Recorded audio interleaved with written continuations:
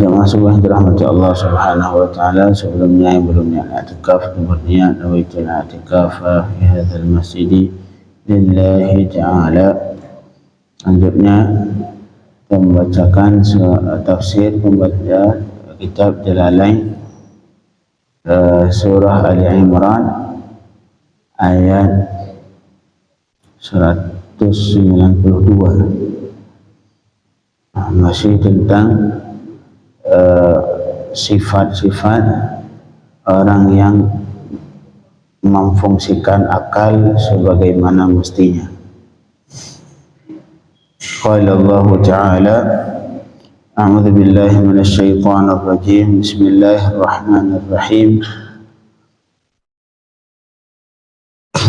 الذين يذكرون الله قياما وقعودا وعلى جنوبهم ويتفكرون في خلق السماوات والأرض ربنا ما خلقت هذا باطلا سبحانك فقنا عذاب النار.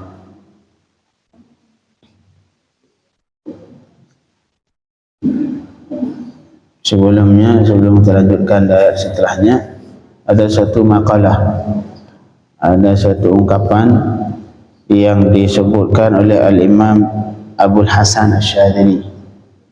Kata beliau, zarrah min amalil qulub khairun min mathaqil jibal min amalil abdan. Satu biji zarrah, zarrah ini artinya semut kecil, semut di gula itu zarrah bahasa. Seukuran semut kecil dari amalan hati itu lebih baik dari seberat gunung dari amalan badan. Di sini letak kelebihan tafakkur. Tafakkur artinya berfikir dengan memperhatikan bumi, langit, memperhatikan makhluk Allah, terutama memperhatikan tubuh kita sendiri, dari jantungnya bagaimana bekerja, dari ginjalnya bagaimana ia bekerja. Itu semua kita tafakkur yang tujuannya untuk menambah keimanan kepada Allah Subhanahu wa ta'ala. Dari Imam Asy-Syadzili, zarrah min amalil qulub khairun min mathaqilil jibal min amalil abdan.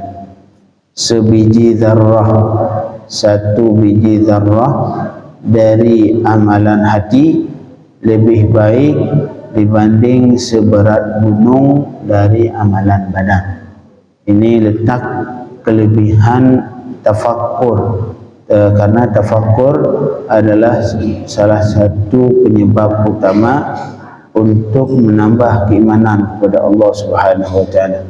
Al-Imam Al-Haddad radhiyallahu anhu, beliau juga menyebutkan bahawa cara pertama untuk menambah keimanan kepada Allah Subhanahu wa taala dengan tafakkur. Nah, walaupun kita sudah muslim, maka dengan tafakkur dan kita perhatikan bagaimana tubuh kita berfungsi, fungsi ginjal, fungsi darah.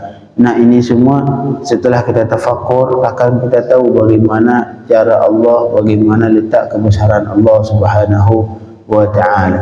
Apalagi kita perhatikan makhluk Allah, langit, gunung, semua itu semua bisa menambahkan keimanan kita kepada Allah Subhanahu wa ta'ala, dan itu adalah ibadat, salah satu ibadat yang paling utama di sisi Allah. At-tafakkur ibadat. Jadi ibadat itu bukan sekedar salat, puasa, haji, tidak. Tafakkur bagian dari ibadat yang paling utama di sisi Allah Subhanahu wa ta'ala. Kemudian cara untuk menambah keimanan yang kedua, kata Imam Haddad, dengan memperbanyak membaca Al-Quran. Nah, baca Al-Quran, terutama memahami Al-Quran, berusaha ingin memahami Al-Quran seperti yang kita lakukan subuh hari ini salah satu cara untuk menambah keimanan kepada Allah Subhanahu wa ta'ala. Nah, untuk ayat setelahnya, jadi ayat ini Allah, yang kita sedikit pengulangan, Allah menyebutkan ciri-ciri ataupun sifat orang yang memiliki akal yang difungsikan semestinya, seharusnya, seperti yang seharusnya, yaitu orang yang selalu mengingat Allah Subhanahu wa taala, yang selalu berzikir kepada Allah baik berdiri, duduk atau berbaring. Yang kedua, sifat mereka adalah selalu bertafakkur tentang penciptaan langit, tentang penciptaan bumi, yang setelah tafakkur mereka akan mengambil kesimpulan bahawa Rabbana ma khalaqta hadza batila, ya Allah, ya Tuhan kami, tidak mungkin engkau ciptakan ini semua langit dan bumi yang seluas ini, engkau ciptakan sekedar main-main. Batila artinya sesuatu yang tidak bermanfaat. Tidak mungkin engkau ciptakan semua ini sekedar untuk main-main, tapi engkau ciptakan ini semua semata-mata untuk membuktikan kebesaran engkau, untuk membuktikan kudrah kemampuan engkau, ya Allah, ya Rabbana. Nah, inilah. Kemudian yang terakhir, sifat mereka yaitu mereka selalu berdoa kepada Allah Subhanahu wa taala untuk dijauhkan dari api neraka. Nah, itulah yang di ayat yang kemarin, 3 sifat orang yang memiliki akal. Yang pertama, selalu berzikir ke Allah. Yang kedua, selalu bertafakkur. Yang ketiga, selalu berdoa kepada Allah supaya dijauhkan dari api neraka. Kemudian di ayat yang kita yang sebut ini, yaitu qala Allah Ta'ala, masih lanjutan doa mereka, Rabbana innaka man tudkhilin nar faqad akhzaitah wa ma lidh-dhalimin min ansar. Ya Allah, ya Tuhan kami, innaka, sesungguh engkau, man tudkhilin nar, sesungguh engkau, siapapun yang engkau masukkan akan neraka, faqad akhzaitah, maka sungguh engkau telah menghina-Nya.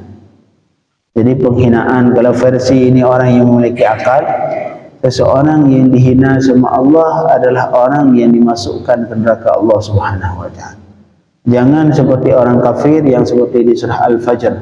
Kata Allah Subhanahu wa taala, fa ammal insan idza mabtalahu rabbuhu fa akramahu wa na'amahu fa yaqulu rabbi akraman.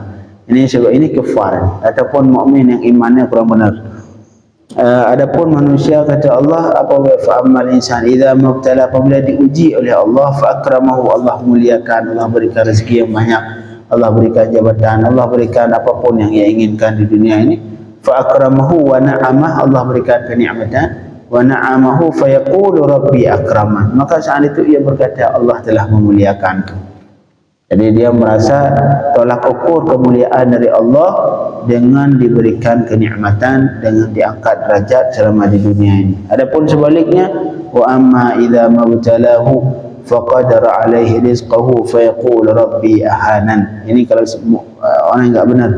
Adapun kalau Allah uji dengan cara rezekinya cuma dicukupkan saja, tidak dilebihkan, sekedar bisa hidup, faqadara alaihi rizqahu fa yaqulu rabbi ahana, maka ia berkata Allah telah menghina diriku.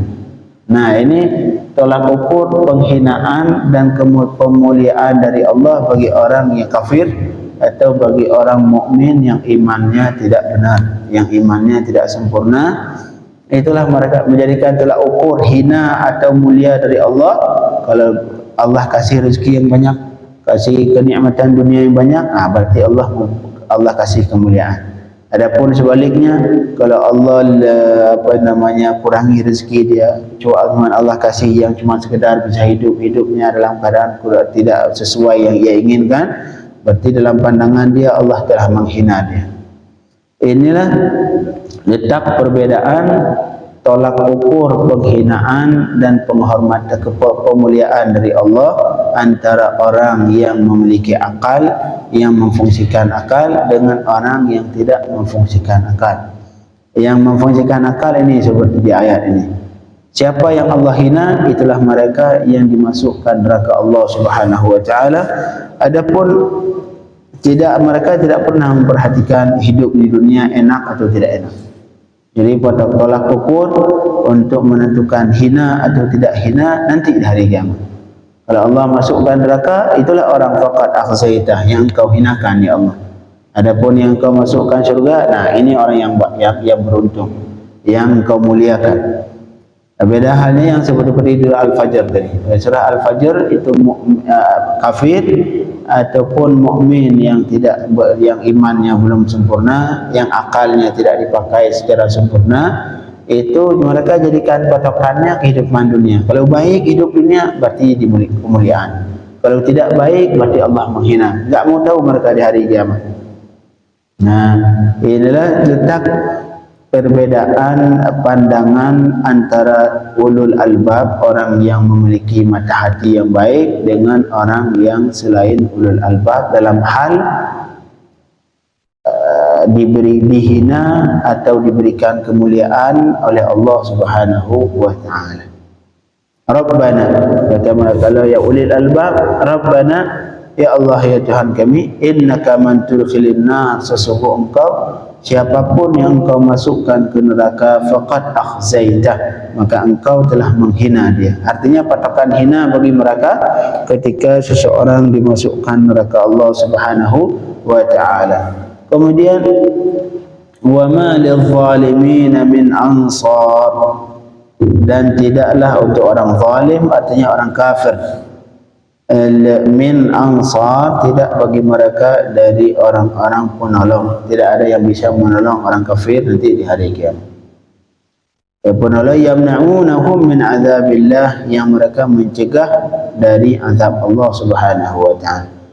Nanti di hari kiamat khusus orang kafir, tidak ada satupun makhluk yang bisa mencegah azab Allah Subhanahu wa taala. Kalau mukmin ada kemungkinan.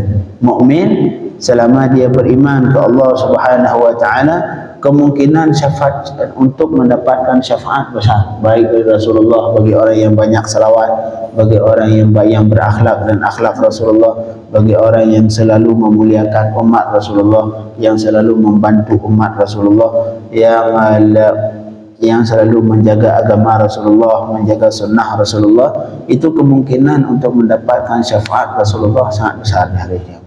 Malahan disebutkan nanti sebagian umat Nabi Muhammad mendapatkan syafaat dari Rasulullah sehingga tidak melihat sirat, tidak melihat hisab, tidak melihat yang namanya hisab, tidak melihat mizan.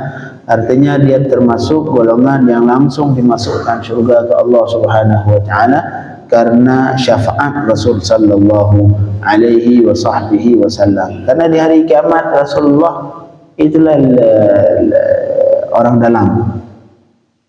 Orang dalam yang hari kiamat nanti itulah Rasulullah. Kalau pengen jadi presiden, ini harus butuh orang dalam.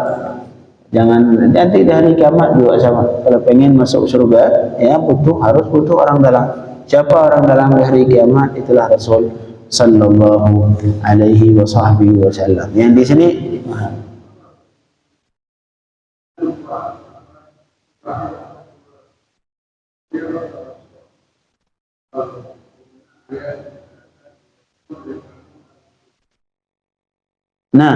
itu di surah Maryam ya. Itu pendapat khilaf ulama. Pendapat Ibn Abbas radhiyallahu anhu, kata Allah Subhanahu wa ta'ala, wa in minkum illa wariduha kana ala rabbika hatman maqdiyya, dan tidak ada satupun dari kalian kecuali akan wariduha, akan melewati, akan masuk ke neraka. Itu masuk ke neraka supaya kita yang mukmin, ngapain masuk ke neraka? Bukan berarti diazab. Kita masuk ke situ pengen tahu gimana bentuk neraka. Kemudian thumma nunajjil ladzina taqaw, kemudian kata Allah, kami selamatkan orang yang bertakwa, wa nadharul zalimin fiha jithiya. Thumma nunajjil ladzina taqaw wa nadharul zalimin fiha jithiya. Kemudian kami keluarkan, kami selamatkan orang yang bertakwa, dan kami biarkan orang yang zalim di situ. Nah, itu ngapain di situ? Disebut sekedar biar kita tahu bagaimana azab neraka. Karena kita ini akan merasakan nikmat kapan? Ketika melihat kita yang sehat, kapan merasa nikmat sehat? Ketika melihat orang sakit. Nah, atau diri kita yang merasakan sakit. Begitu juga kita kapan menikmati rasa nikmatnya kenyang? Ketika melihat orang lapar. Nah, orang surga ini salah satu cara untuk supaya mereka menikmati surganya setelah mengetahui azab neraka. Nah, tapi bukan berarti kita harus merasakan. Lebih baik jangan. Nah, semua oleh pendapat Ibn Abbas seperti itu. Walaupun ada sebagian ulama yang lain menyebutkan bahawa kita sebenarnya cuma lewat doang, lewat samping surga. Pendapat Ibn Abbas tidak kita masuk ke neraka sebelum masuk surga. Ya mungkin, tetapi tidak bukan itu diadab, sekedar pengen melihat surga. Pengen melihat isi neraka. Mungkin ada kawan kita di situ, yang satu dulu misalkan kawan seperjuangan, kawan bisnis, kawan politik. Nah, misalnya untuk melihat kawan-kawan kita. Malah nanti di hari kiamat kata ada seorang kawannya, dia punya kawan di dunia tapi kawan ini kafir yang meragukan tentang hari kiamat. Nanti ini orang yang beriman ini bertanya di hari kiamat, hal antum muttali'un. Ini Allah sebutkan dalam Al-Quran. Kata beliau ini, saya punya teman, yang artinya qala inna li qarin, saya punya kawan, yaqul wa innaka laminal musaddiqin. Ini orang kafir ni, dia punya kawan orang kafir, kawan dekat. Qarin itu artinya kawan dekat, yang kemanapun mereka bareng. Cuman kawan ini kafir. Nanti ini yang mukmin di hari kiamat bertanya dia, hal antum muttali'un, apakah kalian pernah melihat si fulan itu yang kawan saya? Fattala'a fara'ahu fi sawa'il jahim. Kemudian dia cari ngelihat di tengah-tengah neraka jahim. Alhamdulillah. Artinya nanti yang mukmin ini, yang punya kawan-kawan kafir, yang punya kawan-kawan tak benar, kita cari dari mana si fulan. La ilaha illallah. Jadi Rabbana innaka man tudkhilin nar faqad akhzaitah. Ini patokan dihina oleh Allah bagi orang yang berakal, yaitu orang siapapun yang kau masukkan ke neraka faqad akhzaitah, maka sungguh telah engkau hina dia. Wa ma lidh-dhalimin min ansar, dan tidaklah untuk orang yang zalim, artinya orang kafir, dari penolong. Mereka tidak akan mendapatkan penolong yang bisa mencegah azab Allah Subhanahu wa taala. Kalau mukmin, ya, sekali lagi, kalau mukmin kemungkinan mendapat syafaat ada di hari kiamat. Syafaat yang paling utama adalah syafaat Rasul sallallahu alaihi wasallam. Maka perbanyaklah salawat ke Rasulullah sallallahu alaihi wasallam, berakhlaklah dengan akhlak Rasul sallallahu alaihi wasallam, cintailah umat Rasul sallallahu alaihi wasallam, terutama cintailah keturunan Rasulullah sallallahu alaihi wasallam, karena itu semua yang bisa membuat Rasul senang, yang bisa membuat Rasulullah senang, dan dengan senang itulah Rasul bahagia.